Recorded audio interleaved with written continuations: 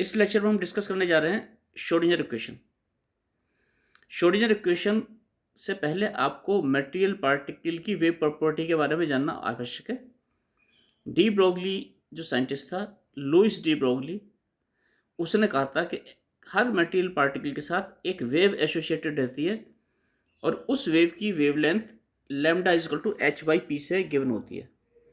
उसने कहा था lambda is equal to H upon P. ये किसने कहा था? लुइस, LOUIS, लुइस, नीचे लिख देता हूँ डी ब्रोगली। 1928 में इसने लुइस डी ब्रोगली ना ब्रोगली क्या कहती वेव इक्वेशन दी थी। वेव इक्वेशन क्या दी थी? इसने कहा था कि lambda is equal to H upon P, जहाँ पे पी क्या था? मोमेंटम ऑफ द पार्टिकल था। लैम्डा कहते हैं वेव। तो अगर किसी पार्टिकल के साथ जो कि मोशन में है, जिसका मोमेंटम पी है, वो मूव कर रहा है, तो उसके साथ एक वेव एसोसिएटेड होगी। उस वेव की वेवलेंथ लैम्डा होगी, which is given by lambda is equal to H by P formula. लेकिन फिर कुछ कॉम्प्लिकेशन आए जिन्हें मैं डिस्कस नहीं करना चाह रहा, वो आपको BSc में बताए जा चुके हैं। उसमें फिर ये पाएगा कि जो मटेरियल पार्टिकल होगा वो एक सिंगल वेव उसके साथ एसोसिएटेड नहीं रहेगी, बल्कि ग्रुप ऑफ वेव्स होगा, या उसके साथ क्या होगा? वेव पैकेट एसोसिएटेड रहेगा। वेव पैकेट किस तरह से होता है ये भी मैं बना देता हूँ। वेव पैकेट ऐसा होता है कि जब बहुत सारी वेव्स होती हैं, मैं एक वेव मैंने ये बनाई, ये इस तरह की वेव आप जनरली ये मेरा रफ डायग्राम बन गया है ना बहुत ज़्यादा, ये आइडेंटिकल होगा बेटा सब जगह है। इस तरह की रफ वेव मैं बना रहा हूँ खूब सारी। आपको पता है sine wave, cos wave, cosine wave, इस तरह से होती है, साइन वेव, कोसाइन वेव। तो इस तरह की वेव्स, अगर इस तरह की आपके पास खूब सारी वेव्स है जो स्लाइटली डिफरेंट फ्रिक्वेंसी की हैं, अगर वो एक साथ किसी मीडियम में चली जाएं, किसी मीडियम में एक साथ पड़ जाएं, तो जिसे प्रिंसिपल ऑफ सुपरपोजिशन कहते हैं, अध्यारोपण का सिद्धांत कहते हैं, तो इनका जो रिजल्टेंट मिलेगा, if they are of slightly different frequency, तो इनका रिजल्टेंट ऐसे मिल सकता है, ऐसे ऐसे। ये भी रफ डायग्राम है, बहुत ऐसा नहीं है क्योंकि मैं हाथ से बना रहा हूँ ये।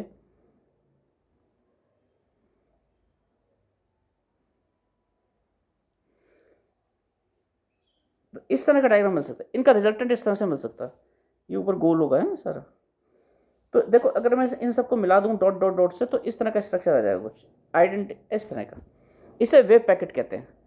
सो when the waves of slightly different frequencies meet each other, they form the wave packet. और वो वेव पैकेट हम किसी मेटेरियल पार्टिकल के साथ एसोसिएटेड मानते हैं।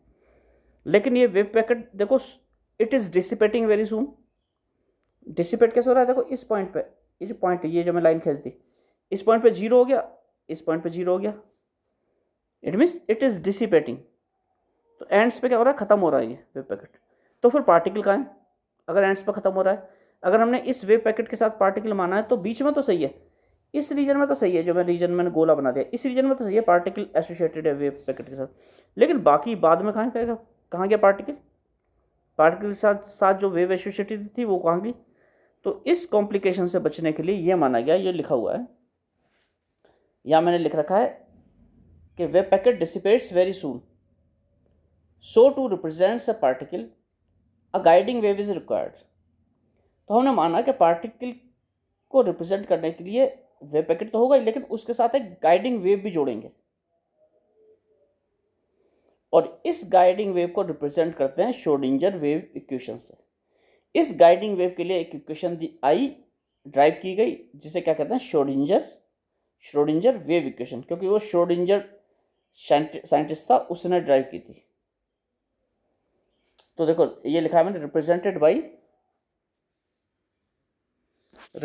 बाई के बाद ये अगले लाइन आ गई श्रोडिंगर इक्वेशन। ये मैंने नोट्स डाले अपने थोड़े से लिख के। ये जो गाइडिंग वेव थी, इसका एम्पलीट्यूड जो होगा वो probability of finding the particle होगा। जो भी गाइडिंग वेव है जो कि वेव पार्टिकल के साथ एसोसिएटेड है, उसका जो एम्पलीट्यूड होगा वो क्या होगा? दैट विल रिप्रेजेंट्स दी, या in that will be related to the probability of finding the particle. यहाँ एक बात और बताने की है कि पार्टिकल और वेव प्रॉपर्टीज जो होती हैं स्ट्रिक्टली कॉम्प्लीमेंट्री होती हैं। अगर एट ए टाइम वो कोई भी चीज़ पार्टिकल की तरह वेव कर रही है तो वेव की तरह वेव नहीं करेगी, और वेव की तरह वेव कर रही है तो पार्टिकल की तरह वेव नहीं करेगी। या तो पार्टिकल की तरह बिहेव करेगी या वेव की तरह। और जो कॉम्प्लीमेंट इनकी प्रॉपर्टीज होंगी, जैसे मोमेंटम, मोमेंटम पार्टिकल की प्रॉपर्टी है, मटेरियल पार्टिकल की। वेवलेंथ वेव की प्रॉपर्टी है। तो पार्टिकल और वेव में क्या रिलेशन होगा कि मोमेंटम वेवलेंथ से रिलेटेड होगा। इसी तरह से पार्टिकल की एनर्जी वेव की फ्रिक्वेंसी से रिलेटेड होगी। अगर वो पार्टिकल क्या है, वेव को रिप्रेजेंट कर रही है, पार्टिकल के साथ एक वेव एसोसिएटेड है। तो ये सब था पार्टिकल वेव के बारे में। अब आ जाते हैं equation of motion, matter waves की इक्वेशन ऑफ मोशन के बारे में। तो जब हम मटेरियल पार्टिकल की के साथ एसोसिएटेड वेव की इक्वेशन निकालेंगे तो वही टाइम इंडिपेंडेंट श्रोडिंगर इक्वेशन बन जाती है। तो आप चाहें तो अभी इसे हटा भी सकते हैं, आप चाहें तो इसे अभी गायब मान लीजिए। हम क्या निकाल रहे हैं, equation of motion of matter wave निकाल रहे हैं। इससे पहले हमने आपको बता दिया था कि गाइडिंग वेव जो होगी उसे रिप्रेजेंट करने की इक्वेशन क्या होगी, गाइडिंग वेव को रिप्रेजेंट करने की इक्वेशन क्या होगी, श्रोडिंगर वेव इक्वेशन कहलाएगी। अब हम क्या निकाल रहे हैं, हम निकाल रहे हैं equation of motion of matter waves. तो equation of motion of matter waves को निकालने के लिए हमने मान लिया एक स्टेशनरी वेव्स का system, system of stationary waves. कोई पार्टिकल है, कोई सिस्टम है, उसके साथ क्या है, स्टेशनरी वेव्स एसोसिएटेड है, और उन वेव का कोई भी डिस्प्लेसमेंट साई आर टी किसी समय किसी पोजीशन आर और टाइम टी पे है। वेव डिस्प्लेसमेंट क्या बना, साई आर टी। आपको ध्यान होगा जब आप वेव डिस्प्लेसमेंट बनाते आप इस तरह से वेव लेते थे, Y is equal to A sine omega T, इस तरह से आपको ध्यान होगा। ये भी यही है, हमने क्या लिया है, वाई के स्थान पे साई आ गया है, तो हमारा इस तरह से हो गया psi is equal to A sine omega T. ये समझ लीजिए, हमने जो इसका डिस्प्लेसमेंट वाई था उसकी जगह पे क्या लिया, साई। और साई किसका फंक्शन है, डिस्प्लेसमेंट आर टी का फंक्शन है, जहाँ आर क्या है, पोजीशन, या तो वो आर क्या है, एक्स आई प्लस वाई जे प्लस जेड के, ये रही, ऐसे मान ली। और टाइम टी, हमें ये भी मालूम है कि वेव मोशन की डिफरेंशियल इक्वेशन जो 3 डायमेंशन में होती है वो मैक्सवेल वेव इक्वेशन के हिसाब से दी जाती है। और differential equation of wave motion क्या होती है मैक्सवेल इक्वेशन के हिसाब से, del square psi is equal to 1/u² del square psi by del T square. ये वेव इक्वेशन होती है। u क्या है यहाँ पे, u वेव वेलोसिटी है, u वेव वेलोसिटी है। और डेल क्या है, डेल भी आपको पता है, डेल ऑपरेटर होता है, और ये होता है आई डेल ओवर डेल एक्स। ये चीज़ें आपको पता है, वैसे बीएससी में ढंग से पढ़ाई जाती है। प्लस दोबारा मैं लिख देता हूँ, del over del y, j del over del y plus k del over del z, ये डेल होता है। तो डेल स्क्वायर क्या हो जाएगा, यहाँ लिख देते हैं, डेल स्क्वायर हो जाएगा डेल डॉट डेल, और del dot product of del with del, तो इसमें आई डॉट आई 1 हो जाएगा, जे डॉट जे 1 हो जाएगा, के डॉट के 1 हो जाएगा, और I dot J 0, J dot के 0, के डॉट आई 0 हो जाएगा। तो केवल क्या बचेगा, ये वाली इक्वेशन बच जाएगी, ये बच जाएगा, यानी डेल स्क्वायर की वैल्यू क्या बच जाएगी, इस डेल स्क्वायर की वैल्यू ये आ जाएगी, del square by del X square, del square by del Y square plus del square by del Z square. और क्योंकि साई लगा हुआ है तो यहाँ पर साई लगा दिया तीनों में, इज इक्वल टू 1/u²। ये सेम लिख दिया, राइट हैंड साइड सेम लिख दी, और डेल स्क्वायर की वैल्यू रख दी, यहाँ पर डेल स्क्वायर की वैल्यू रख दी। ये पता ही आपको u वेव वेलोसिटी होती है। इस तरह की जो वेव इक्वेशन होती हैं इनका सॉल्यूशन जो होता है पीरियोडिक होता है, पीरियोडिक डिस्प्लेसमेंट होता है। पीरियोडिक किसके रेस्पेक्ट में, टाइम के रेस्पेक्ट में। तो इसका सॉल्यूशन क्या आएगा, साई। ये equation del square psi is equal to this, तो इसका जो सॉल्यूशन साई होगा वो पीरियोडिक डिस्प्लेसमेंट होगा with respect to time. It और and that can be written as this, like this, जैसे मैंने आपको कहा था, लिया जाता है y is equal to A sine omega T. ये देखो उसी तरह का है, वाई की जगह पे साई, ए की जगह पे साई जीरो आर, और साइन ओमेगा टी की जगह पे ई आई ओमेगा टी। ये कुछ उसी तरह का वेव फंक्शन है। आप Y equal to A sine omega T भी लेके कर सकते थे। देखो मैंने यहाँ लिख भी रखा है राइट साइड में, मैंने लिख रखा है यहाँ पे। और आप ऐसे भी लिख सकते थे Y equal to A sine omega T minus K X, ऐसे भी लिखते हैं आप लोग। 3 डायमेंशन में के डॉट आर हो जाएगा। इनफैक्ट दिस इज के एक्स इंटू एक्स, तो 3 डायमेंशन में हो जाएगा के एक्स एक्स प्लस के वाई वाई प्लस के जेड जेड, इस तरह से हो जाएगा लास्ट वाली टर्म 3 डायमेंशन, यानी के डॉट आर। यहाँ पे मैंने लिख दिया देखो, e to power minus I omega t k dot r, इस तरह से भी ले सकते हैं। और आपको पता है e to power i theta क्या होता है, e to power i theta क्या होता है, cos theta plus i sine theta. तो वही फॉर्म है देखो, e to power i omega t cos omega t plus i sine omega T. ये उसी तरह की फॉर्म ली गई है y equal to A sine omega t वाली, लेकिन ये मोर इसका ब्रॉड एस्पेक्ट है। तो यहाँ पे psi are T equal to ये ले लिया periodic displacement, psi zero amplitude होता है, जैसे Y equal to A sine omega T में ए एम्पलीट्यूड होता है। ये केवल फंक्शन होगा आर का और टी का नहीं होगा। ये इस तरह से हो गया, जैसे आपने ये वाला फंक्शन है ना, यहाँ पे ये वाला जो फंक्शन है, इसे तुम लिख लो a e to power minus I omega t into E to power i k dot are, ये ले लो मान लिया, 2 पार्ट में मल्टीप्लाइड में हो गया। और ए के साथ ये वाला फंक्शन ले लो, ये ए के साथ, इसे साई जीरो क्या लिख दो, इसे साई जीरो आर लिख दो। तो psi zero are into E to power minus I omega T, ये हो गया। तो हो गया psi are T equal to psi zero are into E to power minus I omega T, कुछ इस यही है ऑलमोस्ट, यही मतलब फॉर्म है। इसे आप डिफ्रेंशिएट कर दो with respect to T, psi are T को एक बार डिफ्रेंशिएट करोगे del psi by del T, तो आ जाएगा साई जीरो, पार्शियल डिफ्रेंशिएशन है, ये तो कांस्टेंट है साई जीरो आर टाइम के रेस्पेक्ट में, और ई टू पावर एक्स का ई टू पावर एक्स होता है e to power minus I omega t हो जाएगा, और कॉफिशिएंट आ जाएगा इनटू माइनस आई ओमेगा, ये इसका माइनस आई ओमेगा।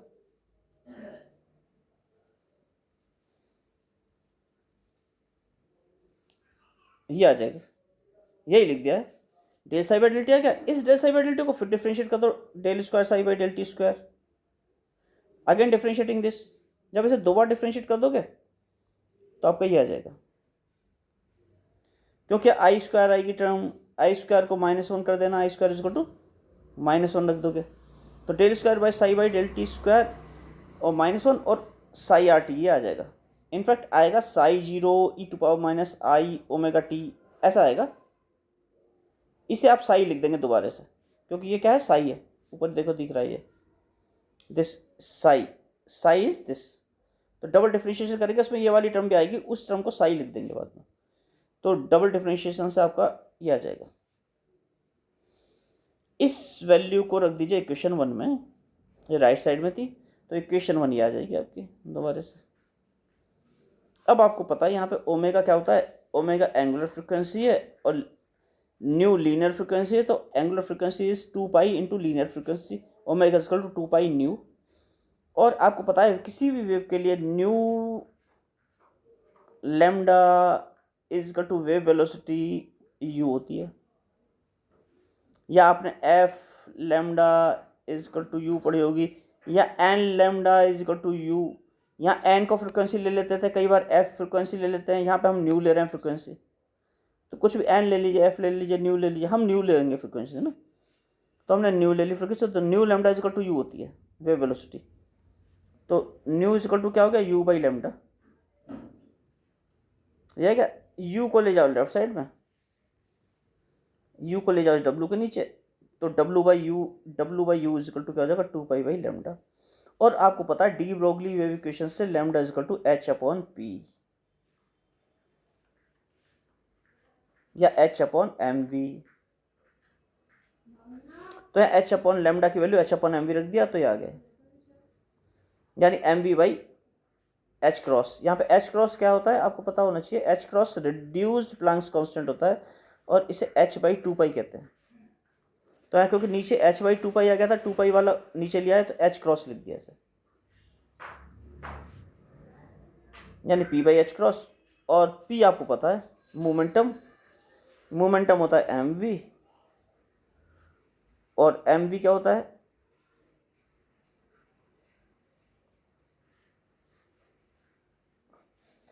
ये मैंने ब्रैकेट में लिख रखा है e minus p, total energy minus potential energy. जब total energy minus potential energy करेंगे यानी ई माइनस वी करेंगे तो e minus v equal to kinetic energy आएगी। टोटल एनर्जी में से अगर पोटेंशियल एनर्जी घटा देंगे तो काइनेटिक एनर्जी आ जाएगी हाफ एम वी स्क्वायर। हो मैं वी स्क्वायर लिख रहा था, सॉरी यहाँ पर, यहाँ क्या लिखना है V square, half M V square is equal to E minus V लिख दिया। तो एम वी क्या हो जाएगा, दोनों तरफ एम से मल्टीप्लाई कर लो, टू एम से मल्टीप्लाई कर लो दोनों तरफ, तो हो जाएगा m square v square is equal to twice m e minus v, और एम स्क्वायर वी स्क्वायर क्या है p square is equal to this, तो p is equal to square root of this, तो पी की जगह square root value रख दें यहाँ पे। और इस वैल्यू को जैसे ही हमने इक्वेशन नंबर 4 में रखा, इक्वेशन 4 में जैसे ये वैल्यू रखोगे पी की तो आपका ये आ जाएगा। इसे थोड़ा सा रीअरेंज कर लो तो इस फॉर्म में लिख देंगे, minus H cross square by two M से डिवाइड कर लो, मल्टीप्लाई कर लो इससे, तो इक्वेशन आ जाएगी। यही Schrodinger time independent wave equation कहलाती है, और साई जो है यहाँ पे वेव फंक्शन कहलाता है। तो Schrodinger time independent wave equation क्या होगी, ये होगी इक्वेशन नंबर 7।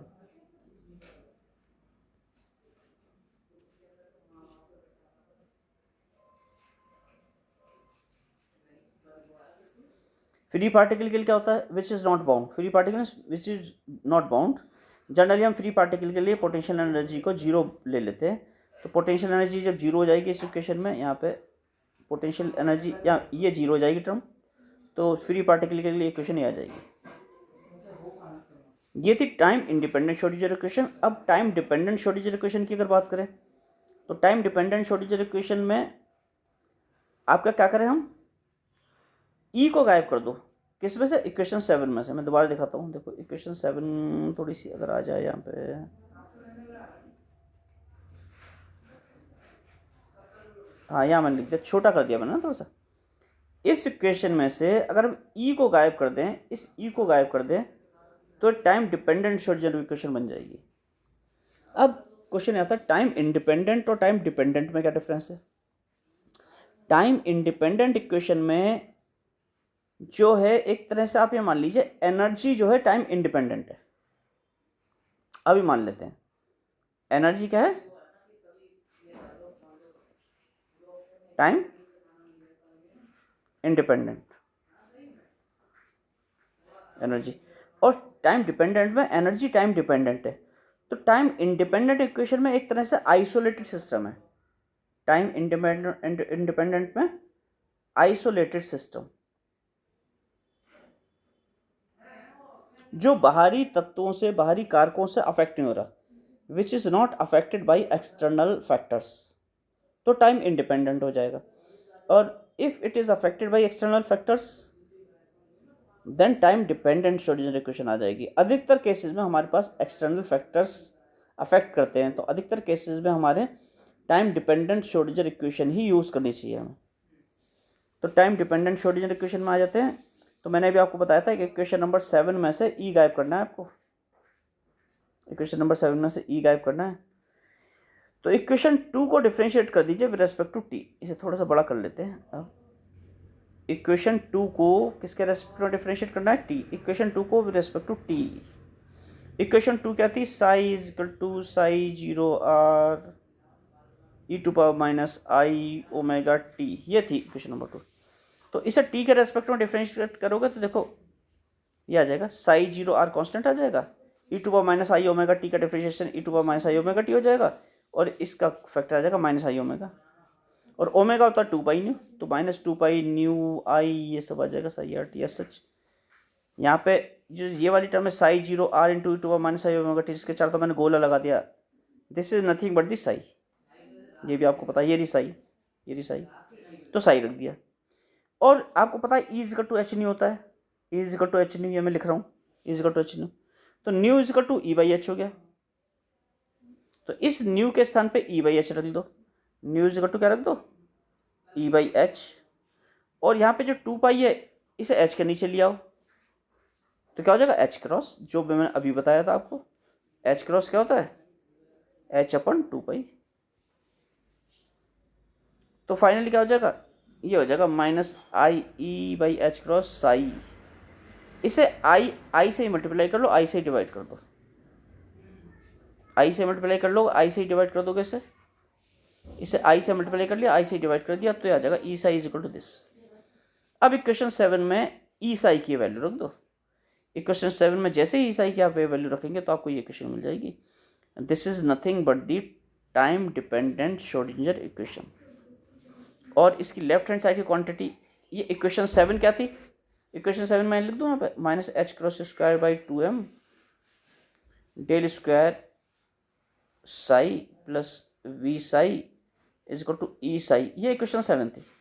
तो इसमें भी लेफ्ट साइड में ये टर्म थी और इसमें भी लेफ्ट साइड में सेम टर्म है, तो ये जो ये चीज़ है इस साई हटा दो यहाँ से, इस साई हटा दो यहाँ से, इस साई से ही गलत लगा है, तो इस नोट्स में गलती से साई लगा गया, तो minus H cross square by 2m del square plus v, ये इक्वेशन ऐसे लिखी जा सकती है v psi is equal to e psi, ये दो टाइम इंडिपेंडेंट जो पहले की थी, और is equal to i h cross del psi by del t, ये टाइम डिपेंडेंट इक्वेशन हो गई। तो जो ब्रैकेटेड टर्म है ये जिसके नीचे मैं 2 लाइनें खींच दी, this is known as Hamiltonian, ये हैमिल्टोनियन कहलाता है, तो ये हो गई श्रोडिंगर इक्वेशन। इसके बाद नेक्स्ट लेक्चर में, अच्छा इसी लेक्चर में कर देते हैं चलो डिस्कस, तो श्रोडिंगर इक्वेशन में जो साई यूज हुआ था वो वेव फंक्शन कहलाता है। जिस तरह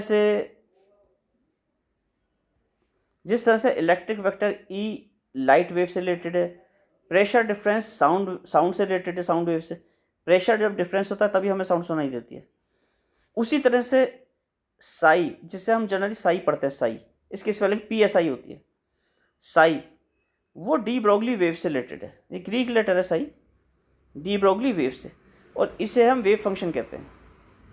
साई क्या कहलाता है वेव फंक्शन, ये जनरली स्पेस और टाइम का फंक्शन होता है, Sai is generally a function of space and time, so generally Sai RT लिखते हैं, अगर कार्टेशियन कोऑर्डिनेट्स में लिखेंगे तो साई XYZ T लिख देंगे, and it is generally a complex quantity. अब आपको पता है किसी पार्टिकल की पोजीशन को प्रेसाइजली लोकेट नहीं कर सकते, क्यों? हाइजेनबर्ग अनसर्टेनिटी प्रिंसिपल से, क्योंकि हाइजेनबर्ग का अनिश्चितता का सिद्धांत यानी हाइजेनबर्ग अनसर्टेनिटी प्रिंसिपल कहता है that it is not possible to measure accurately और precisely the values of position and momentum of a minute particle simultaneously. तो हम किसी पार्टिकल की पोजीशन को प्रेसाइज मेजर नहीं कर सकते, बिल्कुल प्रेसाइजली। इलेक्ट्रॉन को हम ये नहीं कह सकते कि इलेक्ट्रॉन यहीं होगा एग्जैक्ट, जब इलेक्ट्रॉन को ऐसे नहीं बता सकते तो हम क्या कर सकते हैं, उसकी बस एक वो लगा सकते हैं, प्रायिकता लगा सकते हैं कि कहाँ पे क्या हो सकता है इलेक्ट्रॉन ना, तो यानी कि प्रोबेबिलिटी और लोकेशन बता सकते हैं, probability to locate at a particular point कि कितनी प्रोबेबिलिटी होगी। तो जो साई है इसलिए इसका डायरेक्ट तो कोई फिजिकल सिग्निफिकेंस नहीं होता, लेकिन इसे हम रिलेट कर सकते हैं probability of finding the system से।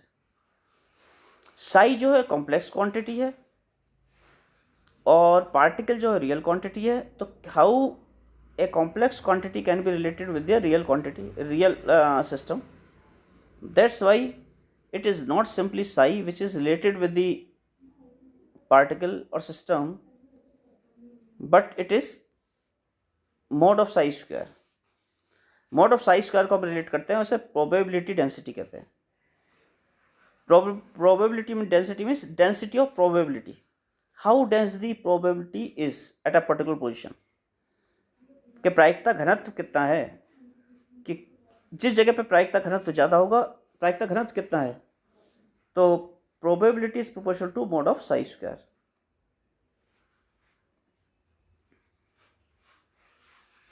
यहाँ जो वेव फंक्शन है वो कंप्लीट क्वांटम मैकेनिकल डिस्क्रिप्शन देता है पार्टिकल का.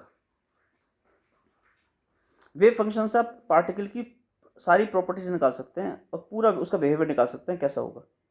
सारी वैल्यूज, मोमेंटम निकाल सकते हैं, उसका वेलोसिटी निकाल सकते हैं, उसकी एनर्जी निकाल सकते हैं with the help of wave function and the operators. Operators अभी आपको बीएससी में पढ़ाए जा चुके हैं. तो जहाँ पे पार्टिकल की प्रोबेबिलिटी ज़्यादा होगी पाए जाने की, वहाँ पे वेव फंक्शन की वैल्यू ज़्यादा होगी, और जहाँ पे प्रोबेबिलिटी कम होगी वहाँ पे वेव फंक्शन की वैल्यू कम होगी.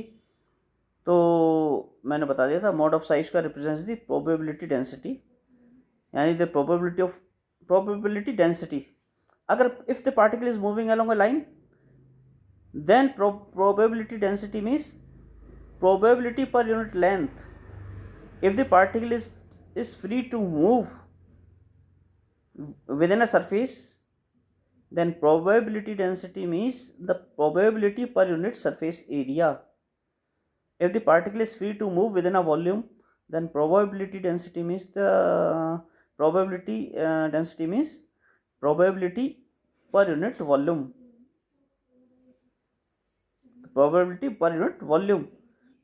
Then the probability of particle within d2 volume, the probability of finding the particle within d2 volume क्या होगी, probability per unit volume into volume, तो mod of psi square into d2, total probability integration with respect to total volume, ये probability हो जाएगा.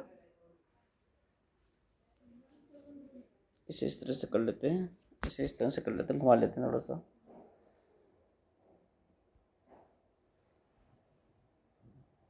अब आपको screen पर से दिखेगा, एनलार्ज कर देते हैं इसे.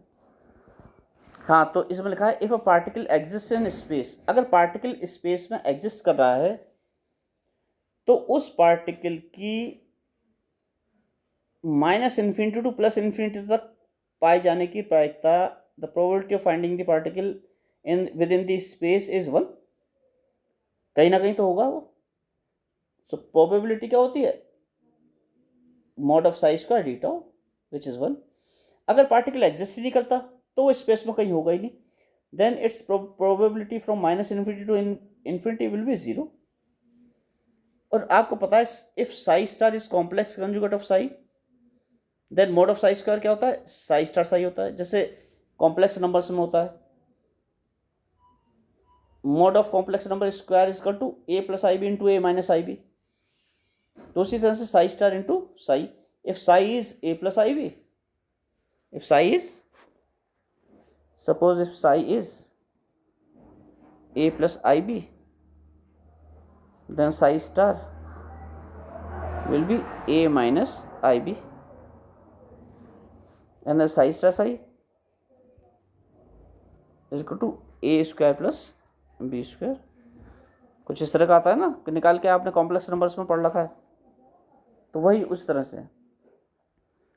तो मैंने यहाँ लिख रखा है if psi star is complex conjugate of psi, then the probability density mod of psi square is psi star psi, which will be a real quantity. जैसे आपका psi star psi क्या आ गया था वहाँ पे, a square plus b square आ गया था, वो रियल क्वांटिटी था.